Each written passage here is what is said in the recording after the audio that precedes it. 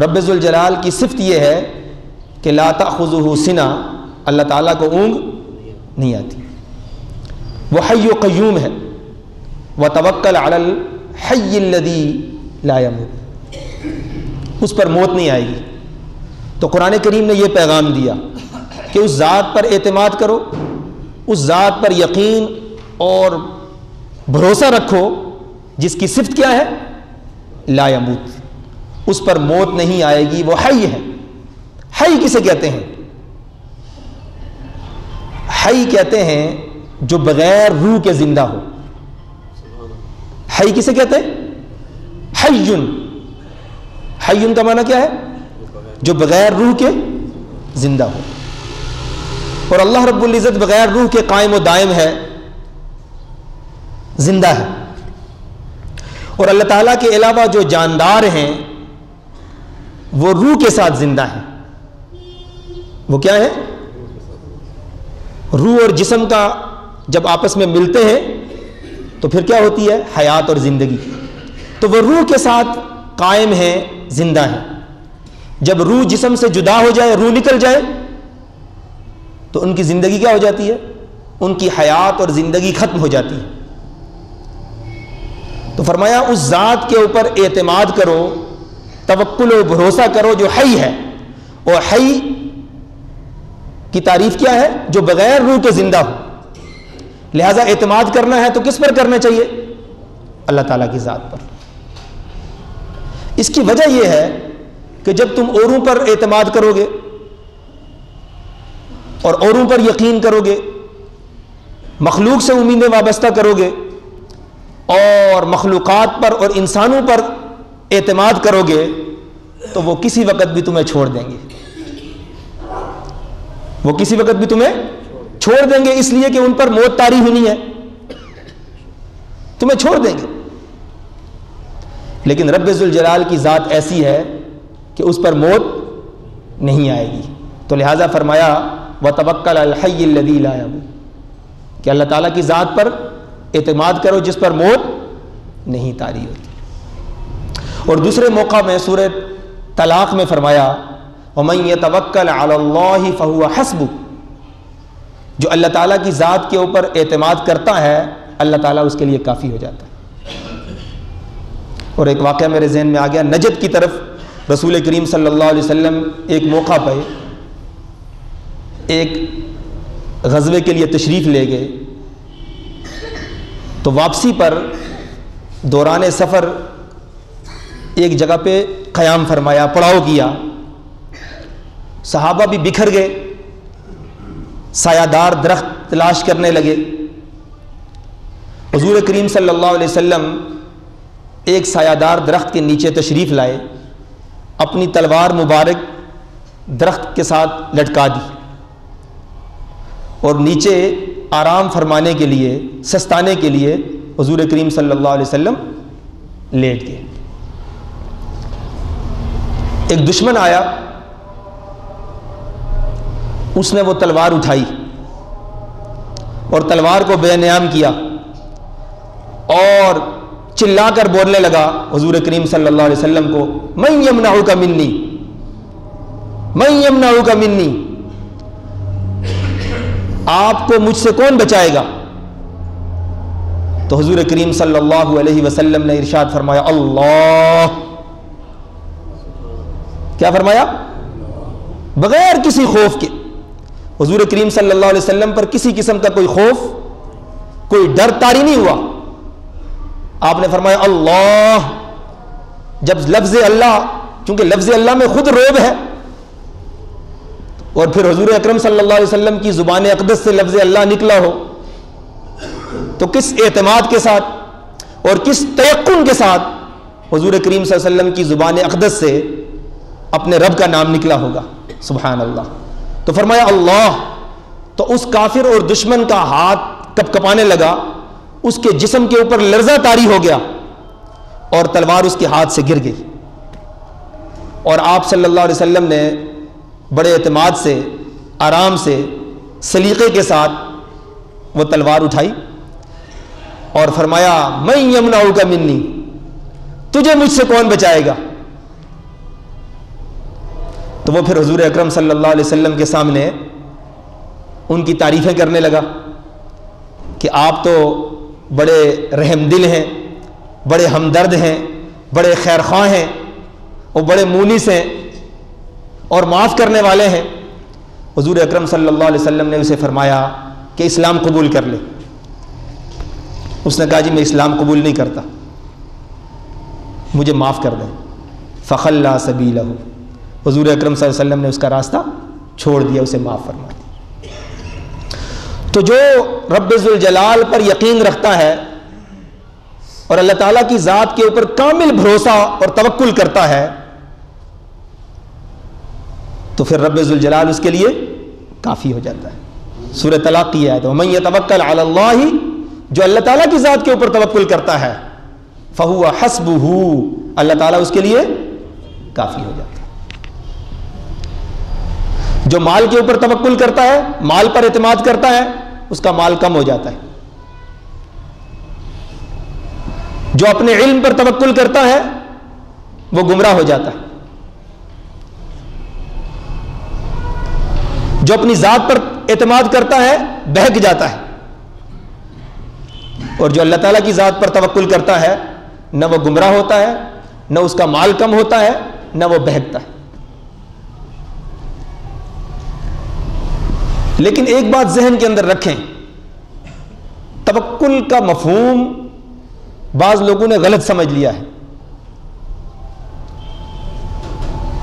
توکل کا یہ قطعاً مطلب نہیں ہے کہ کوئی شخص اسباب اختیار نہ کرے، محنت اور کوشش نہ کرے، اور ہاتھ پر ہاتھ رکھ کر بیٹھ جائے اور اللہ تعالیٰ کی ذات کے اوپر توکل کر لے کہ اللہ تعالیٰ کارساز ہے، دستگیر ہے، وہ حاجت روا اور مشکل کشا ہے، وہی روزی رساں ہے، روزی بھی وہی دے گا، مشکلیں بھی وہی دور کرے گا، میں یہاں بیٹھا ہوں۔ تو یہ توکل کے خلاف ہے۔ اسباب اختیار کریں، محنت کوشش کریں، کسب کریں، اور اللہ تعالیٰ کی ذات کے اوپر توکل کریں۔ جیسا کہ ترمذی وغیرہ کے اندر ایک روایت آتی ہے، ایک صحابی حضور اکرم صلی اللہ علیہ وسلم کی خدمت عالیہ میں حاضر ہوئے۔ حضور پاک صلی اللہ علیہ وسلم نے ارشاد فرمایا کہ اپنی اونٹنی کا کیا کیا؟ تو انہوں نے عرض کیا کہ میں نے اللہ تعالیٰ کے توکل پر چھوڑ دیا۔ حضور پاک صلی اللہ علیہ وسلم نے ارشاد فرمایا اعقلھا وتوکل علی اللہ، جاؤ پہلے اس کی مشقیں کسو، اس کو باندھو، اور پھر اس کے بعد اللہ تعالیٰ کی ذات پر توکل کرو۔ تو اس سے ہمیں کیا ہدایات دی گئی کہ ہم جس شعبہ زندگی سے بھی وابستہ ہیں، کاروبار کرتے ہیں، تجارت کرتے ہیں، خانگی زندگی ہے، ہمیں اس میں اسباب بھی اختیار کرنے چاہیے۔ گھر کو پہلے لاک کرنا چاہیے، گاڑی کو لاک کرنا چاہیے، اور بھی جتنے بھی اسباب اور وسائل ہیں جو ہماری دسترس میں ہیں، جنہیں اختیار کرنے کا ہمیں حکم دیا گیا، ان اسباب و وسائل کو ہم سنت سمجھ کر، رب ذوالجلال کا حکم سمجھ کر ان اسباب و وسائل کو پورے طور پر اختیار کریں، اور اس کے بعد اللہ تعالیٰ کی ذات کے اوپر توکل اور اعتماد کریں۔ تو یہ توکل کا مفہوم ہے۔ اگر کوئی ایسے نہ کرے تو اسے تعطل کہا جاتا ہے، جو شرعاً ممنوع ہے، جس سے قرآن و سنت نے منع فرمایا۔ دیکھیں، ایک بات ذہن میں رکھیں، ایک ہے اللہ تعالیٰ کی قدرت اور طاقت، اور ایک ہے رب ذوالجلال کا قانون۔ اللہ تعالیٰ کا قانون اور نظام اور چیز ہے، اور اس کی طاقت و قدرت اور چیز ہے۔ رب ذوالجلال کی یہ طاقت اور قدرت ہے کہ وہ چھت پھاڑ کر روزی عطا فرما دے۔ رب ذوالجلال نے جناب آدم علیہ الصلوۃ والسلام کو اپنے دست مبارک سے پیدا فرمایا، جو اس کا نظام ہے، اس کا جو قاعدہ اور قانون ہے، اس سے ہٹ کر دست قدرت سے پیدا فرمایا، اور بی بی حوا علیہ السلام کو ان کی پسلی سے پیدا فرمایا۔ قرآن فرماتا ہے ان مثل عیسیٰ عند اللہ کمثل آدم، کہ عیسیٰ علیہ الصلوۃ والسلام کی مثال اللہ تعالیٰ کے ہاں آدم علیہ السلام کی طرح ہے، کہ آدم علیہ الصلوۃ والسلام بغیر ماں باپ کے پیدا ہوئے، اور عیسیٰ علیہ الصلوۃ والسلام بغیر باپ کے پیدا ہوئے. یہ رب ذوالجلال کی قدرت ہے, اس کی طاقت ہے کہ وہ اس طرح بھی کرتا ہے اور وہ اپنی قدرت کے کرشمے دکھاتا ہے. لیکن یہ اس کی سنت اور اس کا نظام اور قانون نہیں ہے. قانون کیا ہے, نظام کیا ہے کہ تم اسباب اختیار کرو, کسب کرو, محنت کرو, مزدوری کرو, تجارت کرو, کاروبار کرو.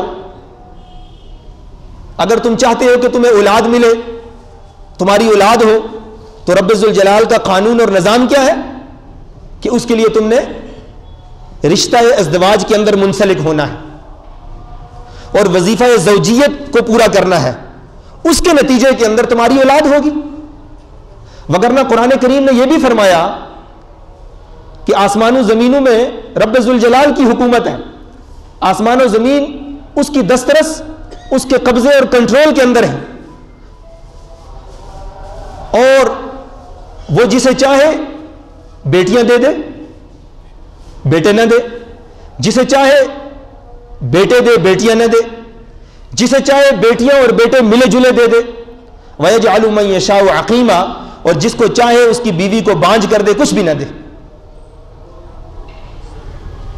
تو ایسا بھی ہوتا ہے کہ انسان رشتہ ازدواج کے اندر منسلک ہو جاتا ہے اور طبی نقطۂ نظر سے صحت مند بھی ہوتا ہے, زوجین کے اندر کسی قسم کی کوئی بیماری نہیں ہوتی, طبی طور پر وہ تندرست ہوتے ہیں, لیکن اس کے باوجود اولاد نہیں ہوتی. اسباب بھی انہوں نے اختیار کیے, رشتہ ازدواج کے اندر بھی منسلک ہو گئے, وظیفہ زوجیت بھی انہوں نے ادا کر دیا, لیکن اس کے باوجود اولاد نہیں ہو رہی. اس لیے کہ اولاد دینا کس کا کام ہے؟ اللہ تعالیٰ کا کام. تم نے اسباب اختیار کیے, اسباب کے نتیجے کے اندر اللہ تعالیٰ کی ذات کے اوپر توکل کرو, اعتماد کرو, وہ تمہیں اولاد دے دے گا. اور اگر اس کی مشیت اور چاہت نہیں ہوگی تو وہ نہیں دے گی. یہ حقیقت ہے. ہاتھ پر ہاتھ رکھ کے بیٹھ جانا, کسب نہ کرنا, اسباب اختیار نہ کرنا, محنت اور کوشش کو ترک کر دینا, عضو معطل بن جانا, اور یہ کہنا کہ رب ذوالجلال روزی رساں ہے, واللہ خیر الرازقین, وہ سب روزی دینے والوں میں سب سے بہتر ہے. ان اللہ هو الرزاق ذو القوة المتین وما من دابة فی الارض الا علی اللہ رزقها, کہ زمین پر رینگنے والے جتنے بھی جاندار ہیں اور جتنے بھی انسان ہیں, ہر ایک کا روزی رساں اللہ ہے جل جلالہ. بے شک یہ آیات طیبات قرآن کریم میں موجود ہیں. تو ان آیات طیبات کو اور توکل کے مفہوم کو صحیح طریقے سے نہ سمجھے اور سرسری نگاہ ڈال کر کسب اور محنت اور کوشش نہ کی جائے اور ہاتھ پر ہاتھ دھر کر کوئی بیٹھ جائے اور یہ کہے کہ چھت پھاڑ کر اللہ روزی دے گا, یقیناً اللہ رب العزت اس کے اوپر قدرت رکھتا ہے,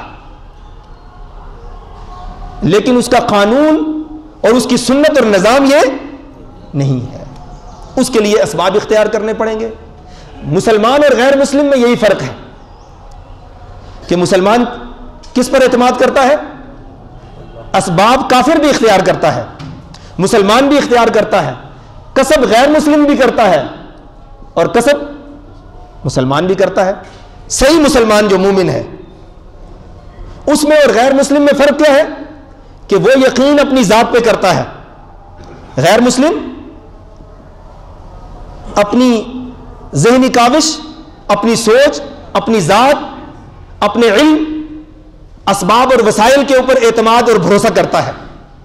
جبکہ مسلمان بھی کسب کرتا ہے, محنت اور کوشش کرتا ہے, اسباب اختیار کرتا ہے, لیکن وہ اعتماد اور یقین اور بھروسہ کس پر کرتا ہے؟ اللہ تعالیٰ کی ذات پر. یہ فرق ہے. تو لہذا ہاتھ پر ہاتھ رکھ کر کوئی بیٹھ جائے, اپنے گھر کو لاک نہ کرے, گاڑی کو لاک نہ کرے, دروازہ بند نہ کرے, اسباب اختیار نہ کرے اور کہے کہ بسم اللہ توکلت علی اللہ، تو یہ توکل نہیں ہے، یہ تعطل ہے جو کہ شریعت کے اندر ممنوع ہے۔ اور حدیث پاک میں آتا ہے، ابو داؤد، مسلم، ترمذی وغیرہ کے اندر یہ روایت ہے، حضرت عمر رضی اللہ تعالیٰ عنہ اس کے راوی ہیں، مختلف الفاظ کے ساتھ یہ روایت کتب حدیث کے اندر موجود ہے۔ رسول کریم صلی اللہ علیہ وسلم نے ایک موقع پہ ارشاد فرمایا، لو کنتم تتوکلون علی اللہ حق توکلی، اگر تم اللہ تعالیٰ کی ذات پر اس طرح توکل کرو، اس طرح اعتماد اور بھروسہ کرو جیسا کہ اس کی ذات کے اوپر توکل کرنے کا، اعتماد و بھروسہ کرنے کا حق ہے، حق کے مطابق اس کی ذات کے اوپر توکل کرو، تو کیا ہوگا؟ لَرَزَقَكُمْ كَمَا يَرْزُقُ الطَّيْرُ، اس کا نتیجہ یہ ہوگا کہ وہ تمہیں ایسے روزی دے گا جیسے پرندوں کو روزی دی جاتی ہے۔ تغدو خماسا وتروح بطانا، صبح کو اپنے آشیانوں سے، اپنے گھونسلوں سے وہ خالی پیٹ اور خالی پوٹے جو ان کے ہوتے ہیں، اور خالی پیٹ ہوتے ہیں تو وہ اپنے آشیانوں سے نکلتے ہیں۔ اللہ رب العزت ان کو روزی پہنچاتا ہے، ان کے پیٹ پوٹے خالی ہوتے ہیں، وہ اپنے آشیانوں سے نکلتے ہیں، اللہ تعالیٰ ان کو روزی دیتا ہے۔ تو رسول کریم صلی اللہ علیہ وسلم نے فرمایا کہ تم اگر ایسے توکل کرو گے تو اللہ رب العزت تمہیں پرندوں کی طرح روزی دے گا۔ تغدو حماسا وتروح بطانا، صبح کو جب وہ نکلتے ہیں اپنے آشیانوں سے ان کے پیٹ خالی ہوتے ہیں، اور شام کو جب وہ واپس لوٹتے ہیں تو ان کے پیٹ بھرے ہوئے ہوتے ہیں۔ بعض لوگوں نے اس حدیث مبارکہ سے بھی غلط مطلب اور نتیجہ نکالا ہے کہ پرندوں کو اللہ روزی دیتا ہے تو ہم تو انسان ہیں، اشرف المخلوقات ہیں، ہمیں کیوں نہیں دے گا، تو لہٰذا گھر بیٹھ جائیں۔ ارے بھائی، پرندے بھی اپنے آشیانوں سے نکلتے ہیں تو تب ان کو روزی ملتی ہے۔ ٹھیک ہے جی، میں نے جواب دے دیا، ذہنوں میں ایک اشکال پیدا ہوا، اس کا جواب میں نے دے دیا پہلے سے ہی کہ پرندوں کو بھی روزی کب ملتی ہے؟ جب وہ اپنے آشیانوں سے نکلتے ہیں۔ اگرچہ رب ذوالجلال اس پر بھی قادر ہے، اور جزوی واقعات ایسے ہیں، جزوی واقعات ہیں کہ سانپ کو پرندہ روزی دے رہا ہے، اب وقت نہیں میں کہ اس کی تفصیل میں جاؤں۔ سانپ جو کہ موذی ہے، اس کے منہ میں کون جا کے دانا اور روزی ڈال رہا ہے؟ پرندہ۔ سانپ پرندے کا دشمن ہے۔ یہ جزوی واقعات ہیں، یہ اللہ تعالیٰ کی قدرت ہے، یہ اللہ تعالیٰ کی طاقت ہے، لیکن اس کا نظام اور اس کی سنت کیا ہے؟ اسباب اختیار کریں، کسب کریں، محنت کریں، کوشش کریں، اور نتیجہ کس پہ چھوڑیں؟ اسباب کا جو رب ہے اس پر چھوڑیں، اور اس کی ذات پر توکل اور اعتماد کریں، اس پر بھروسہ کریں۔ تو انشاءاللہ العزیز یہ گویا کہ یوں سمجھ لیجئے کہ تمہیدی باتیں تھیں۔